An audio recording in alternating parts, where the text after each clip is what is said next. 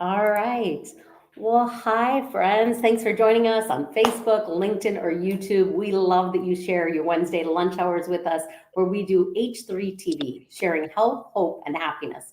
We know that there's constant change and challenges in our lives, in your lives, and in our company's lives. And so we love to bring ideas, stories, and tips for how to stay healthy, expand your hope, and ultimately live a happy life. Today's focus is really about hope, how to create hope and how to stay hopeful when things are challenging. And today I have Jan with me. Jan, thanks so much for being with us. Please introduce yourself. Tell us a little bit about you before we get started. Hi, I'm Jan Raeder. I have a new handle actually. I'm calling myself the Self-Care Sensei. The reason I use that is I've got about 30 plus years in the martial arts. I taught people martial arts, yoga, meditation, and then during the course of my career in martial arts, I decided to go back to college and get my degrees because I had given up on that when I was a teenager. And I went back to school and got a bachelor's and a master's. I actually got both of those degrees within 4 years because probably from the martial arts self discipline that I have. But anyway, my focus was on wellness, and my decision was to try to expand my knowledge as far as a theoretical foundation with knowledge, with wellness and well-being, because I think it's difficult to kind of get started for some people. Everybody wants to feel better, they want to feel well, but there's so many choices out there. There's so many directions to go. So my focus really is education and trying to have people understand some of the foundations of well-being that have been, vetted, and they're evidence-based. So you're kind of going in the right direction. And the educational process is a way to empower people. And you can, really focus and make it your own and go in your own direction. I love that. My passion really is well-being, overall well-being, and mental health for people. And we know that when people take care of themselves and our people are disciplined in that practice of self-care, it can change their life, right? It can change them personally, professionally, and all of that. But our focus today is hope. Is that right? Yep, that Okay. we were gonna talk about hope, and I I love love to think about hope because actually, one of my passions regarding wellness and well-being is positivity, and I love to look at all the research that's been done. The pretty much the benchmark person is Barbara Fredrickson.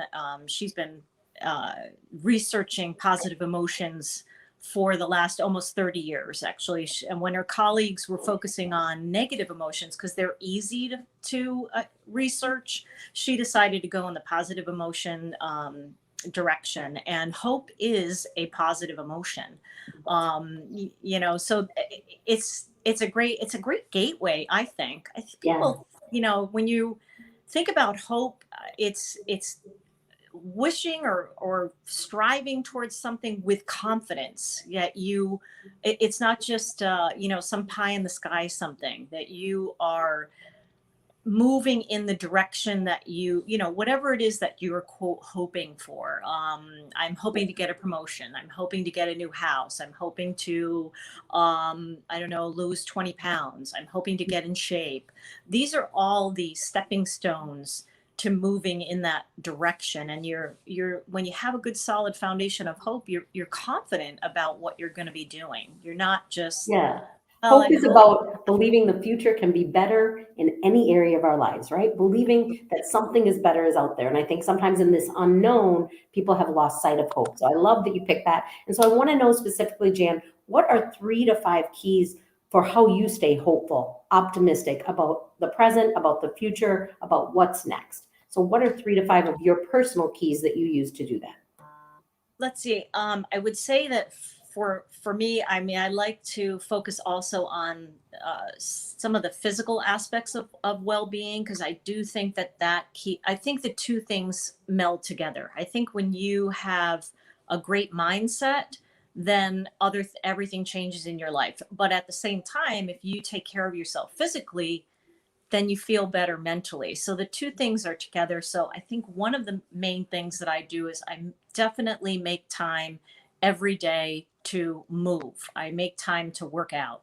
And that's for me, first and foremost, but it's probably from my background in, physical disciplines that way you discover a lot about yourself.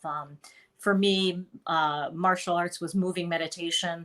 That would be my second thing, would be taking time to be quiet and meditate, the meditative process. Now, I will say wholeheartedly, that is one of the most difficult things for me, because I've been a moving meditator for a really long time. So sitting still and being quiet, my monkey mind goes out of control. So I saw something the other day that I thought was a really great analogy for meditation is, think of the quiet time as you're on the shore, and you're on the shore of a river, and the river is your thoughts, and you're just letting those thoughts drift down the river, but you're clung to the shore. So Mm. I thought that was a great way to think about it. So I would say movement, meditation, and then another thing from a physical perspective for me, from to be hopeful, is I'm a plant-based eater. So I don't feel like I get weighed down with trying to make my body digest animal products, because it takes longer to go through your system, animal products. So I feel that keeps me light. It keeps me feeling um, sort of, things move through my body quicker. Plus, at the same time, for me, from a more morality standpoint, I'm not hurting anything else Yeah. out there. I'm not hurting another sentient being to fuel my own body. And then I would say probably a fourth thing for me is spending a lot of time in nature. I am fortunate enough to live in the Adirondacks Mm. mountains in New York. Yeah. And I live on 40 acres. So I'm able to be outside in the woods and outside, just taking in nature and really steeping myself in nature regularly. So I think that's also something that, fuels my hopefulness, Yeah. um, and actually my compassion for many things. I guess that's also the other thing from the plant-based perspective, that I think it fuels your compassion, which, as I'm sure you're of the same mindset, that the more we understand other people, the more we're open about other people, and we're compassionate about what everyone's whatever their journey is. Yeah. If the more compassionate you stay, I think the more hopeful you are. Yeah. Um, I because love you that, kind of Dan. I think like you do a nice job of combining together why I created H3, because it is all connected, right? Health, hope, and happiness. It is yeah, connected. I love yeah, your keys to that. I believe movement is medicine. And so I love that you make that a discipline every day. And I think it's so intertwined. And sometimes we need to separate for people because they don't know that and they're still learning on their journey and having right, compassion for wherever they are in their point. But we know that as we care for our body, as we care for other people and other beings, and we're kind, compassionate toward ourselves, compassionate toward others, it really does affect our health and our hope overall. So I love that. But we know also, Jan, that life gets hard, right? The reality is life has been really challenging for a lot of people, always, but especially the last year and a half. And so when it gets hard, when, you know what, the monkey brain's going and the to-do list is a mile long, and you don't always have that, what do you do to remember to stay helpful? Or the reality of life is hard. You know, we've lost a lot of people recently in my community. And I think, how do you stay hopeful, Jan, when life is hard? Because sometimes it is. And we know for some of our listeners, they are going through something heavy right now. Maybe a job change or a death, a divorce, a diagnosis, just being overwhelmed with sending their kids back to school, being overwhelmed with not finding employees for their companies. So what's a tip on that? How do you stay optimistic and hopeful when it's really hard? yeah. It actually it is hard, but I think that's where, like I said earlier about being a martial artist, I think that it is a sense of self-discipline, that it's a practice. You have to practice on a daily basis to have the perspective of being positive and hopeful. Mm. And I think people forget that it's not, you can't. I used to tell my karate students all the time, I'm not going to just wave a magic wand over you and you're going to be a black belt. And to be honest, if I did that, you wouldn't appreciate it, because you have to go through your own journey to learn to really take it all in. And yeah, I mean, it's so easy to just get caught up in, oh my god, the kids are doing this, I can't do this, I can't, it's so easy to wallow in the oh poor me kind of mindset, if you will.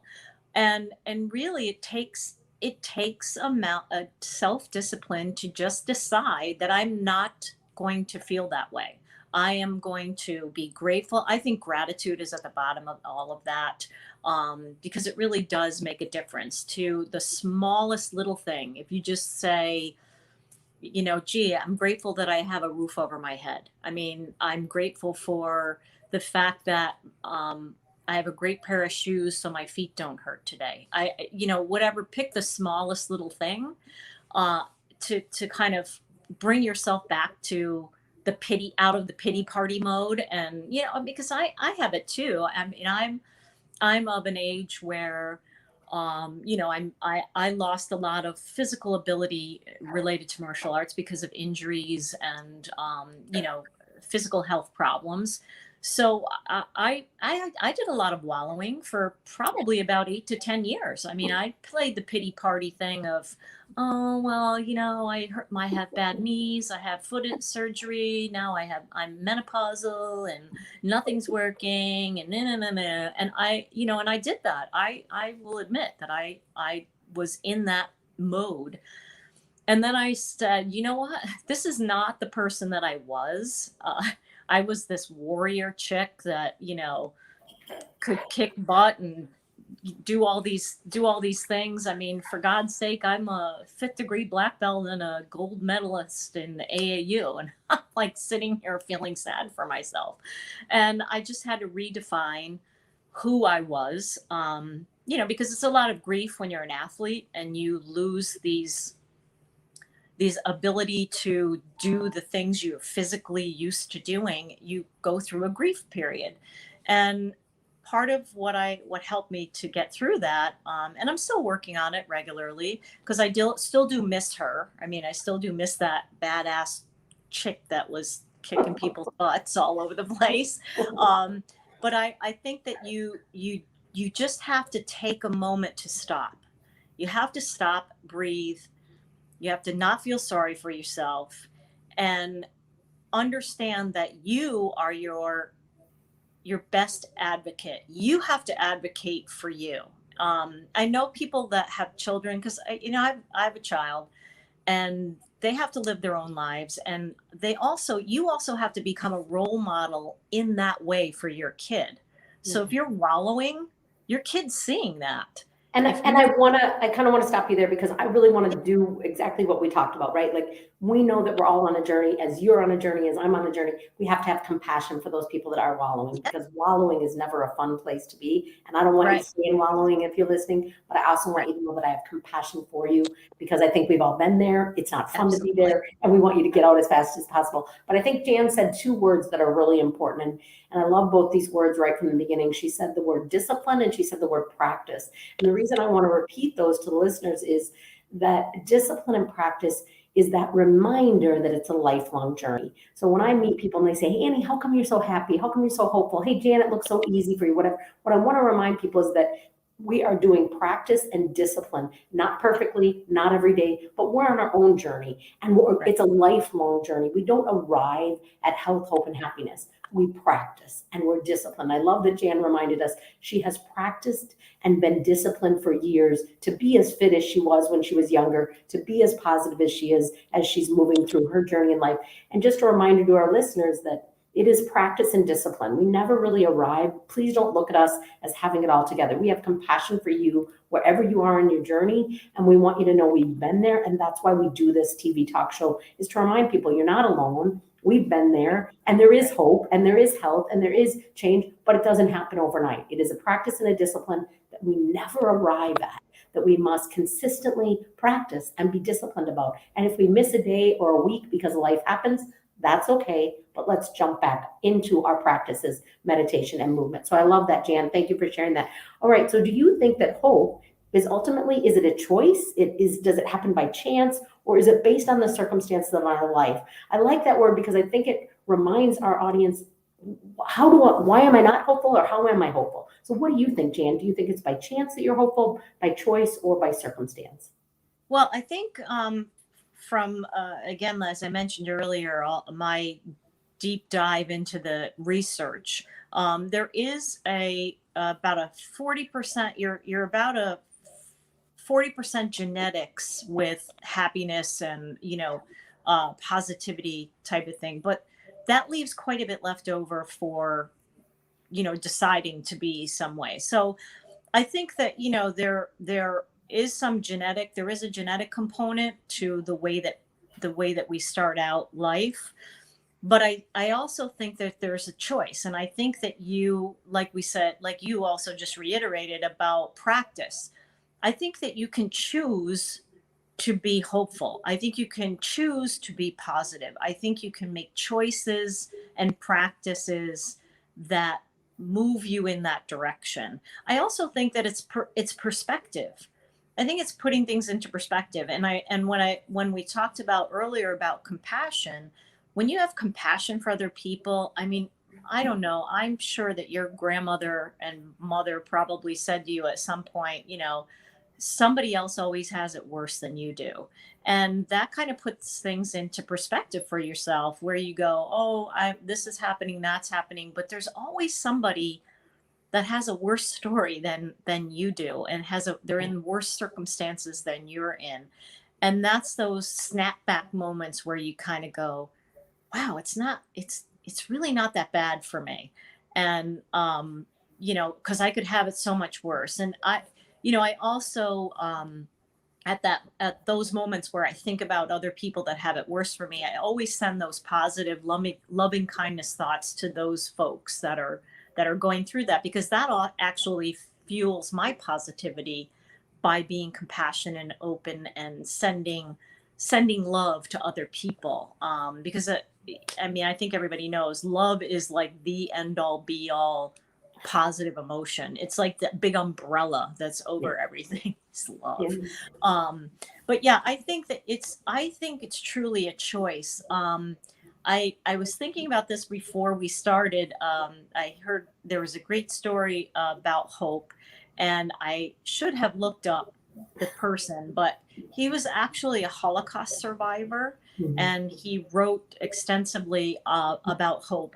You're shaking your head, so maybe you I'm know. familiar with this story, but I can't think of his name either. But yes. Right, exactly. It's a great story, but and if you think about that just for a moment, you go, okay, Holocaust survivor. I think that I want to say, and I don't want to, don't quote me on it, but I think that he was in one of the camps. Maybe he was in Auschwitz, but and a lot of us have seen those images from that and so on. And you say to yourself, how can someone that's in that kind of a situation be hopeful and cling to hope and know that there's something? So when I think about that, I think, oh, I'm bummed out about my bad knee and my bad foot, and I can't do this. And what the heck? I, there's, I can always choose to be hopeful. And, that's the other thing with Barbara Fredrickson's work. She does a lot where she gets you thinking about the perspective that you have on things. She does a little scenario of mom and dad getting the kids ready for school, and the kid can't find their shoes. So you can either get really upset and annoyed at your kid, or you can make it into a game for the whole family to try to find the shoes. Like it becomes a scavenger hunt to find the shoes. And then instead of your day starting out with, oh my God, we lost the shoes, and this was so, and then you wind up to work with all of these things going on in your head. Instead, you had a positive part, and it was actually positive for your kid. And, it changed the way you looked at it, the perspective that you had on it. And I think, again, that's part of being grateful. There's an excellent practice It was developed by Martin Seligman, who is the father of positive psychology. And he calls it the what went well practice. And it's a little bit different than like a gratitude journal. You think about three things that went well that day, but the bigger part of it is why did they go well? So it could be three little things like, I don't know, say your significant other brought you a pint of ice cream home for the day and you were just like, "Oh my god, that was so nice." And why was that so great? Well, cuz I never asked them. They just did it. And it's a great way to teach yourself to be positive because you're not just going, "Oh, I'm grateful for the sun. I'm grateful for the roof over my head." Well, why am I grateful for the sun? Well, because it warms me and it gives me vitamin D. And why am I grateful for the roof over my head? Well, because I don't have to sleep outside on underneath a, Mhm. a overpass. So the why part is really important. This is also an outstanding exercise for parents that want to teach children how to think positively because you have to teach them how to do that. And that's a great thing. Your kids go to school, they come home, and maybe they're focusing only on the fact that, oh, I couldn't answer that question for the teacher, and I don't know what I'm doing. Instead of flip it on its head and say, the teacher asked me this question, I answered it right. Why is that great? Well, because I remembered what I studied the night before. And it's some little thing, but it's a great way to teach them how to think positively. So then when they're in the workplace and I don't know, the project isn't going the way they thought, or their supervisor said something negative or what have you, you can kind of flip it on its head and you can learn how to do that. Yeah, So it's I a great love that. activity. Yeah, what I think what what went more well? When I and talk to why. people, What yeah, went well, well and why? I think it's really important. So you're talking about, sometimes genetically we are born with different personalities and can affect us to a degree, but that it's yeah, about choice. I always believe everything's about choice. I also believe what we look for, we see. I try not to compare stories because I always tell people it doesn't matter what's sad to you. If it's sad to you, that's important to me. But I think someone always does have it worse. And one of the things I like that I think you're talking about, Jan, is that when we are in that place, if we can give ourselves just a little bit of push to go serve another or to think of another or to send love to another, it gets us out of ourselves, right? Like somebody does always have it worse. It doesn't mean that we don't get to be sad. Sometimes we need to be sad, but it also means don't get stuck in it.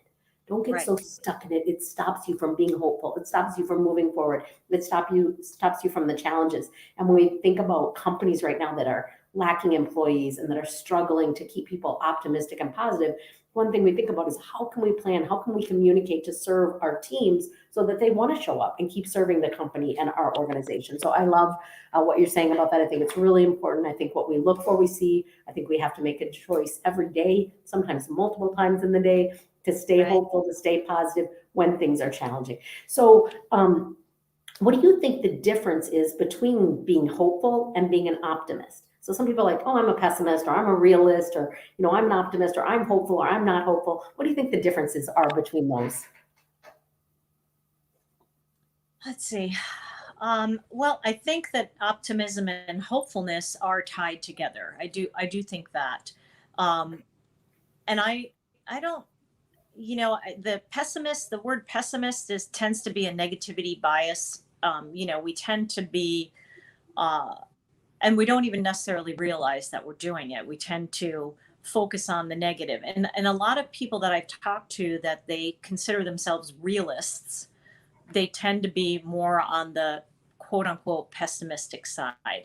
Now, I consider myself a realist. I mean, I'm not living in some sort of fantasy land, if you will. But at the same time, I think sometimes, and I'm speaking from my own perspective, sometimes I may hide behind that realism that I don't want to hope for something because if it doesn't turn out the way that I think it should turn out, well, then I'm kind of saved myself because I haven't, done that. But what's really fascinating about people as us as humans, as far as from an evolutionary standpoint, is what makes us different is we have a frontal lobe, and we are able to imagine. And what usually to us is when we imagine things, most of the time we get it wrong because we're basing it on the past. We're going to base the future on the past. So if you've had some uh, less than happy experience, and then you're going into something in the future that may be kind of like that same activity, well, you're going to base what's going to happen. You're going to imagine that it's maybe not going to be the greatest thing because I'm looking at my past.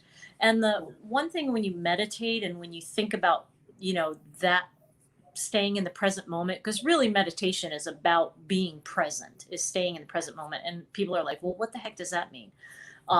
Because you really you can't totally dismiss the past, but you shouldn't be dismissing the future because that's the direction we're moving in.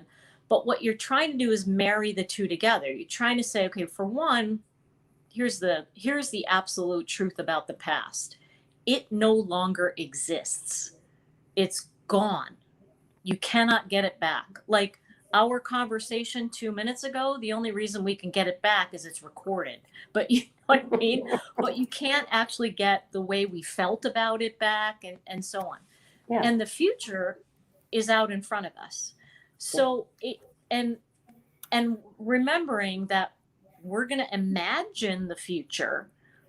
So if you haven't trained yourself to be optimistic and hopeful and practiced that type of perspective regularly, your imagination is going to be probably negative in a lot of cases.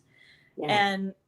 And I think what happens to some of us, I can't say this about everybody, but what happens to some of us is maybe we imagine something we're keeping safe by not going too big, because once we get there, then we go, oh yeah, see, it didn't happen the way I thought. And then you're kind of proving yourself right. Do you know what I mean? So it's that, what is it?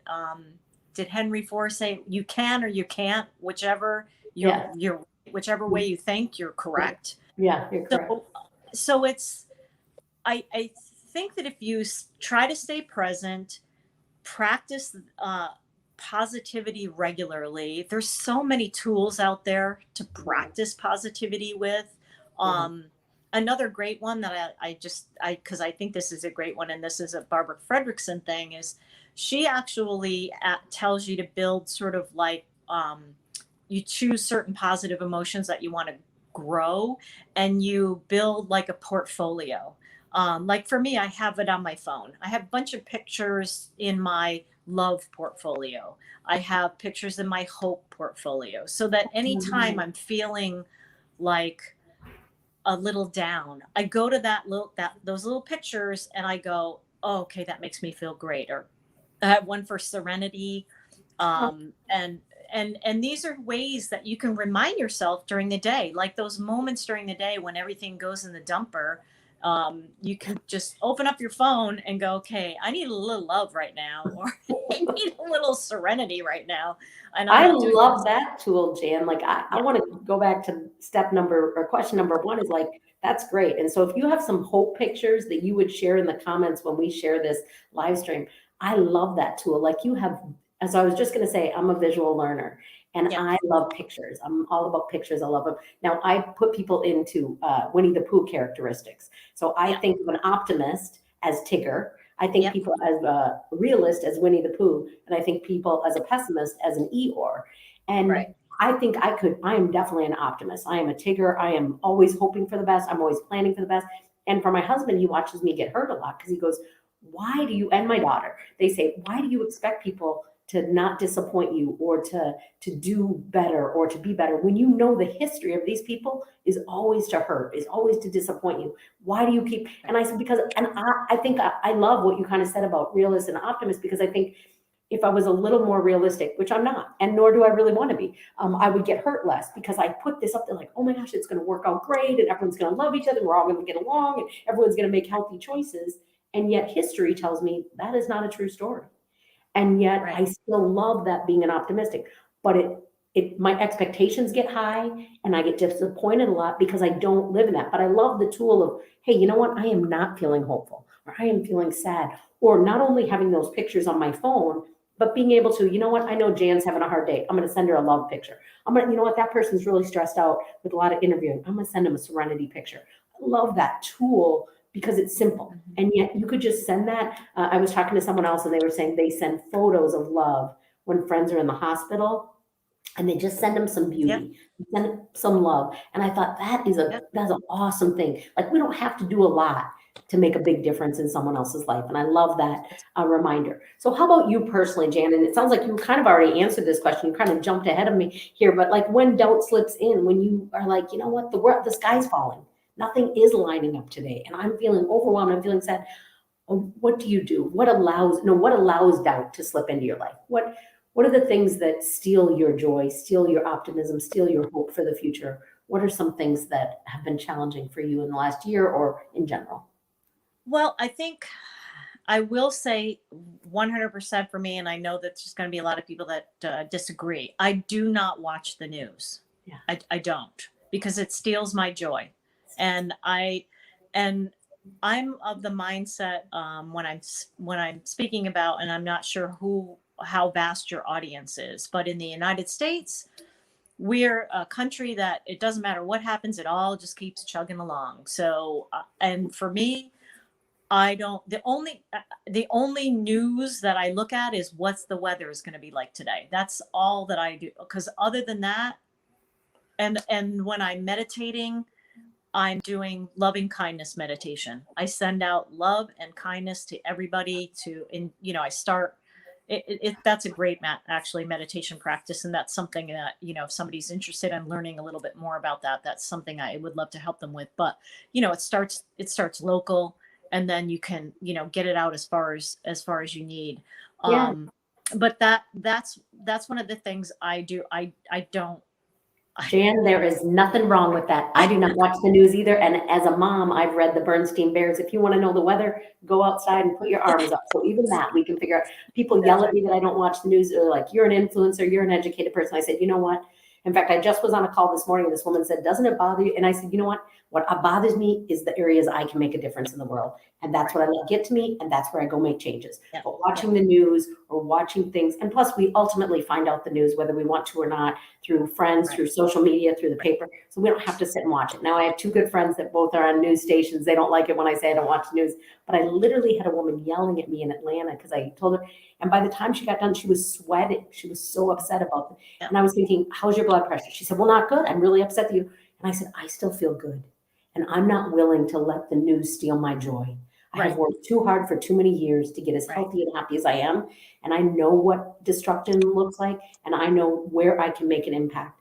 And to whatever degree I can make an impact, I'm going to do that. But I'm not going to allow what's happening in the news to dictate that. I do want to keep moving us along here. So do you have hope about the future, or personally and professionally? What are you hopeful about our future, about your future? Well, I'm, again, as I said at the very beginning, I'm an educator, and I don't like to call myself a quote coach, because, to be honest with you, for me, I don't like that word. And the reason I don't like that word is maybe for my own personal connotations. I think about, my high school coach with the sweat wristbands and and the whistle around his neck. And I just was like, really? Um, and I think that, and from also my experience with years of training people in the martial arts, you have to make the decision to make changes. The only way you're going to make changes is if you believe what's on the other side of the change is worth all the pain that you have to go through to get there.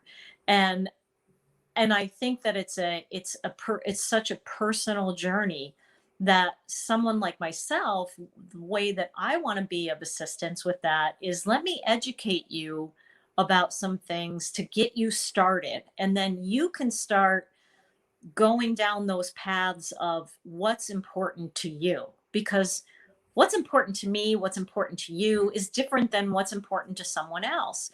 And I'm also a firm believer in, you can't, I used to tell my karate students all the time, how do you eat an elephant? you I eat it one bite at a time. You can't take the whole damn elephant and put it in your mouth. It Well, just, I think your hope really is that you're educated, you're yeah, knowledgeable, and you love spreading it. And I don't think there's a right or wrong answer. I work with a lot of people. I am a coach, I'm a consultant, I'm a speaker, I'm a trainer, I'm an author. But whatever word resonates with you, and you're yeah, an influencer, and you use your education, and that probably gives you hope to not only have the knowledge, but to share that with other people. So, yeah, however you identify as a teacher, coach, consultant, right, guide, encourager, it doesn't yeah, matter. There's not a yeah, right or wrong word. I have an incredible coach. I get to coach incredible clients. So for me, that word doesn't resonate, but I certainly don't have a vision of a high school right. coach. So that helps. Jan, as we close out here, how can people get a hold of you if they would like more information? Where are you at? What can you tell us? Where's the best way to connect with you? I think the best way right now is actually on LinkedIn, because I'm in the process of, I had a former website, but Okay, so LinkedIn's a great way to connect with you. LinkedIn is the And is it best. just your name or do you have a company name? No, it's just Jan Raeder, and again, I'm kind of in. Actually, today would be the first day that I'm really publicly in the public that we're in right now. Whoever's watching or listening, is that my Self-Care Sensei is kind of, I'm kind of starting with that, because I was trying to think of a way to Wonderful. bring the martial arts into it, without, obviously I'm not going to, teach you how to kick and punch. If you decide you want to go down that route, I'll help you with figuring out the best place to So go. you But can be a sensei instead of a coach.